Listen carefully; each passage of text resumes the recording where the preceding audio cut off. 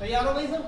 चलो बोल जा करो, अगर मन से तैयार हो तो फिर जब भी कहा करो, जब भी अच्छा लगा पढ़ाते हुए चीज जो। चलो आ जाओ, आज केवल चैप्टर नंबर 1 है वैद्युत क्षेत्र, इलेक्ट्रिक फील्ड। इसके केवल सूत्र बता रहा हूँ। एक बात याद रखना हमेशा, जब भी कभी तुम किसी बोर्ड एग्जाम की तैयारी कर रहे हो तो सबसे पहले किसी भी चैप्टर को पढ़ने से पहले उसके सूत्र याद करो। सूत्र याद करने के बाद फिर उसकी थ्योरी करो, फिर उसके बाद न्यूमेरिकल करो, तब देखो कितना मजा आओ। आओ सबसे पहले देखते हैं, सबसे पहले याद करते हैं सूत्र का। नंबर 1, चालक पर आवेश। चालक पर आवेश, इसे जो रिप्रेजेंट करते हैं वो छोटे क्यू से करते हैं। किससे करते हैं? छोटे क्यू से। इसका सूत्र होता है प्लस माइनस के एन और ई। सही है? एन होता है इलेक्ट्रॉन या प्रोटॉनों की संख्या। एन क्या होता है? जहां एन बराबर होता है संख्या, ई बराबर होता है इलेक्ट्रॉन का आवेश। जहां ई बराबर क्या होता है? इलेक्ट्रॉन का आवेश। ये प्लस माइनस का मतलब है ये दो प्रकार का होता है, एक प्लस का और एक माइनस का। समझ गए? दूसरा सूत्र क्या होता है? ये तो होता है किसी भी एक रखे हुए पदार्थ के अंदर। जैसा मान लीजिए ये एक पदार्थ है तुम्हारे पास, ये रखा, और ये इलेक्ट्रिक वाला है, यानी कि विद्युत क्षेत्र वाला एक पदार्थ है। तो मैं पूछना चाहता हूँ क्या इस पे आवेश होगा? हाँ बिल्कुल आवेश होगा। कितना आवेश होगा वो कैसे बताएंगे? वो बताएंगे इस सूत्र से। समझ गए? अब मान लीजिए इस चालक से मैंने एक तार जोड़ के और उसे कहीं ले गया, तो उसमें से जो इलेक्ट्रॉन गुजर के जा रहे हैं, जितने इलेक्ट्रॉन जा रहे हैं, जितना उसका चार्ज जा रहा है, उसका सूत्र क्या होगा? वो तार के लिए होगा। चालक में आवेश Q बराबर I T। Q बराबर I T। I क्या है? धारा, विद्युत धारा। विद्युत धारा। और T क्या है? समय। मात्रक होता है इसका कूलाम। कूलाम को शॉर्टकट में लिख देते हैं C। इतने तो समझ में आया। आइए नंबर 2, कूलाम का नियम। कूलाम का नियम जिसे कहते हैं हम वैद्युत बल। वैद्युत बल, बस F बराबर 1/4 पाई एप्सिलॉन 0। इसे बोलते हैं एप्सिलॉन 0 या एप्सिलॉन नॉट। आइए Q1 Q2 बटे R स्क्वायर। बल जितने भी पूरी फिजिक्स में कहीं भी बल का जो मात्रक होगा हम क्या लेंगे उसे? न्यूटन। बटे में भी आएगा? नहीं, न्यूटन। बटे में कुछ नहीं आएगा। न्यूटन को लिखते हैं N। सही है? इसका मान होता है F बराबर 9 गुना 10 की घात 9 Q1 Q2 बटे R स्क्वायर न्यूटन। क्या समझ में? सही है? देखिए ये इतना समझ में आया? बिल्कुल। अगर देखिए ये तो केवल वायु में है, जहां हम वायु में होंगे। अगर वायु ना हो तब, अगर हम इसे देख रहे हैं तेल में या केरोसिन की उसमें तेल में या अवरक में देख रहे हैं, तब क्या होगा? F बराबर 1/4 pi epsilon 0 K into Q1 Q2 बटे R स्क्वायर। K क्या है? K है पैरावैद्युतांक।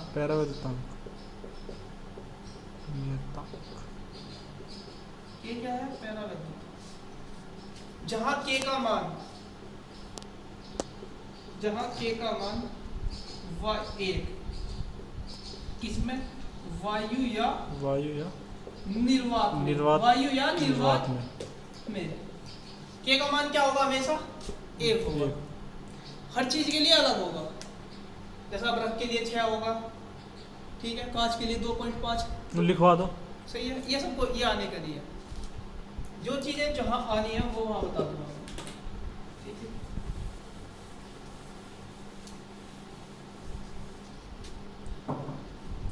अब मैं बताता हूँ इसका मान। चलो ये सब मान मैं बाद में लिखूंगा, पहले यहाँ की सूत्र देखिए।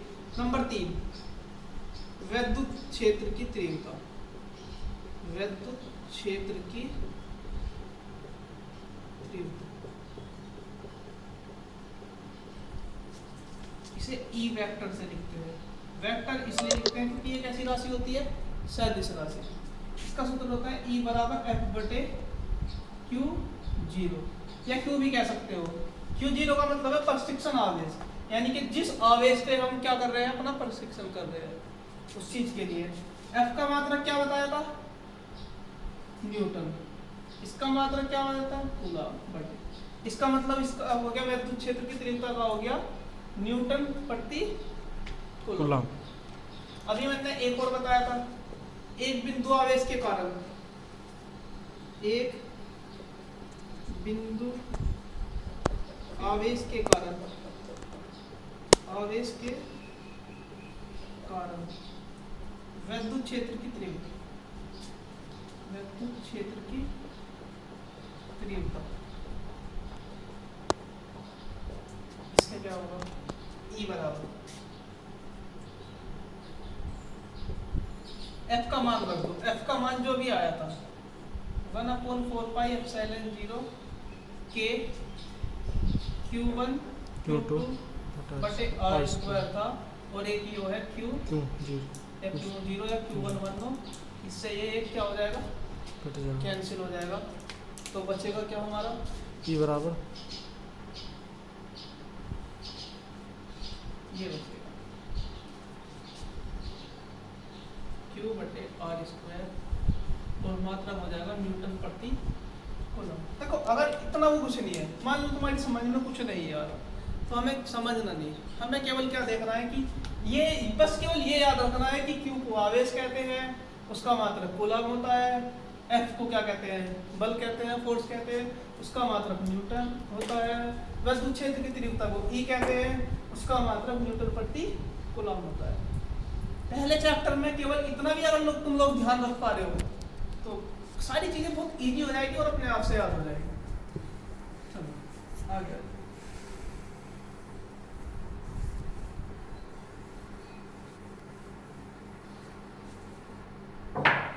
निरपेक्ष की वैद्युतशीलता नंबर 5, 6 जो भी कुछ है। निरपेक्ष की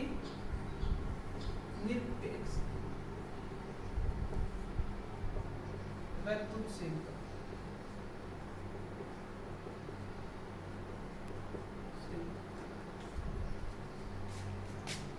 एप्सिलॉन बराबर ε0 गुना K। इसको क्या बताया था मैंने, F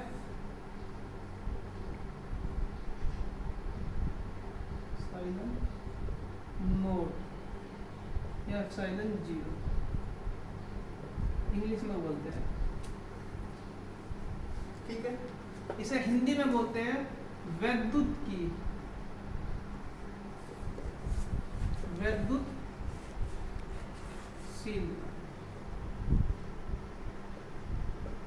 सही है।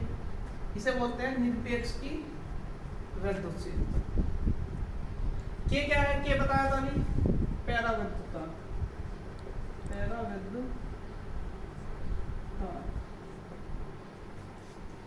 सही है। इसका मान निकालना सिखाता हूँ। देखिए जैसे मैंने अभी सूत्र बताया था, F बराबर 1/4πε0 Q1 Q2 बटे R², ये तो बताया था। इसका मान निकालना है, इसका, इसे एक तरफ रखो, ये इस साइड आएगा और ये इस साइड, तो ε0 बराबर 1/4π Q1 Q2 बटे R²। चलो पहला मात्रक देखते हैं, मात्रक में आइए। इसका मात्रक हो गया कूलम, इसका हो गया कूलम, इसका हो गया न्यूटन, और इसका हो गया मीटर स्क्वायर। इसका मतलब हो गया coulomb square newton metre square. इसका मतलब क्या हो गया, कूलम स्क्वायर बटे न्यूटन प्रति न्यूटन मीटर स्क्वायर। इसका मान होता है 8.85 गुना 10 की घात माइनस के 12। क्या होता है 8.85 गुना 10 की घात माइनस के 12। सही है। और ये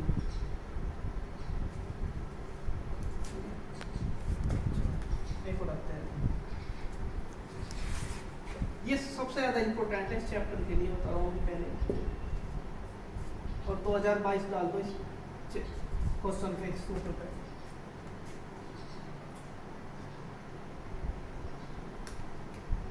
विद्युत द्विध्रुव आघूर्ण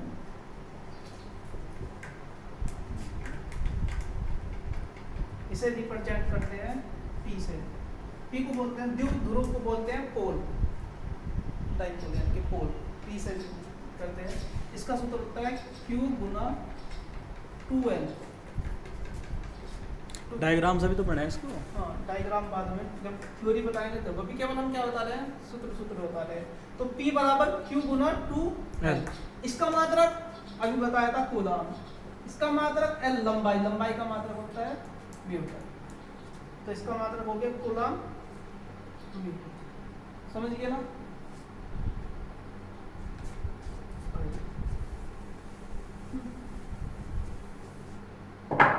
नंबर 7 जो भी नंबर है विद्युत द्विध्रुव के कारण लगने वाला बल आघूर्ण तो बराबर PE विद्युत द्विध्रुव के कारण विद्युत क्षेत्र पर, ऐसे ले विद्युत द्विध्रुव के कारण विद्युत क्षेत्र पर, ऐसे ले विद्युत द्विध्रुव के कारण विद्युत क्षेत्र पर विद्युत पर लगने वाला बल युग्म का आघूर्ण, बल युग्म का आघूर्ण।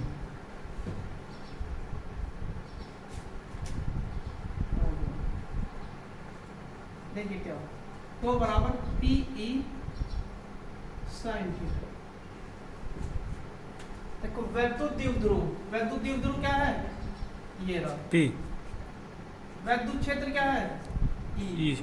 और लगने वाला बल युग्म sin का थीटा। आघूर्ण, ये तो इसे बोलते हैं टो। ये जो है उल्टा J बनता है। तो मात्रक क्या आएगा, न्यूटन मीटर। और sin थीटा क्या है जी? sin थीटा sin क्या, sin J। जितने कोण पे वो लग रहा है, किस तरीके से वो लग रहा है। सही है, आया ना समझ में? जी। चलो अब 2 नंबर के लिए बहुत डेरिवेशन बहुत ज्यादा है। विद्युत द्विध्रुव की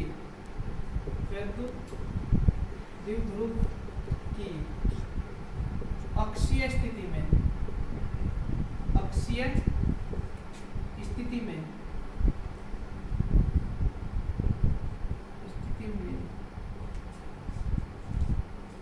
विद्युत क्षेत्र की तीव्रता का व्यंजक, विद्युत क्षेत्र की तीव्रता का व्यंजक। हमने जो पहला देखा था आवेश के कारण। ब्रैकेट में फॉर्मूला डालते करो व्यंजन की जगह। का व्यंजक मतलब होता है सूत्र। हाँ, फॉर्मूला। हाँ बिल्कुल, इंग्लिश वाले समझने के नहीं। ठीक है, फॉर्मूला समझ गए ना। चलो आ जाओ। वो जो पहले देखा था हमने, पहला सूत्र लिखा था, वो लिखा था बिंदु आवेश के कारण। वो किसके कारण लिखा था, आवेश के कारण। ये किसके कारण है, विद्युत द्विध्रुव के कारण। क्या होता है, E बराबर 1/4 पाई एप्सिलॉन 0 2P/r3। मात्रक वही होगा, न्यूटन प्रति कूलम। क्या होगा, न्यूटन प्रति कूलम। समझिए। आइए नंबर 9, वैद्युत द्विध्रुव की